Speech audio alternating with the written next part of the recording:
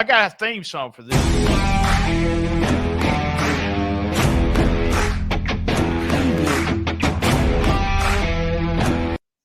All right, halftime. Well, Gene, I'm going directly to you this time. Something that you went to Philadelphia, made a joke there at the top. What was, and I know you were at the ECW arena. My question is, what maybe the biggest surprise, and what was the thing when you was flying back that put a big smile on your face? What was you thinking? I don't know what I'd say was something was a surprise. I don't know if it was a great surprise, but it was a surprise. Is I just assumed we're going to the ECW arena, we're having a TWA reunion show, and this is going to be a lot of old school, TWA fans, ECW fans, and they probably weren't going to care a lot about these younger local guys, and they're mostly just going to look for the old ECW stars, but. It was a skewed towards a younger audience, and they didn't react to anything the way I assumed they would.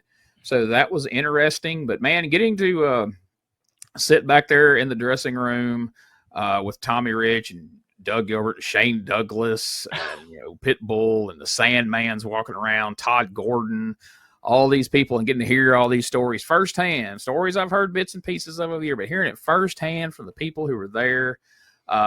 Running into Sandman and Tyler Fullerton, little Tyler Fullington, who was in that angle with Sandman. Right. Oh, I love that angle. Absolutely love that. Who me and Tommy now had to look up at. Oh, wow. He's taller than either one of us. Was wild. But man, what a fun event.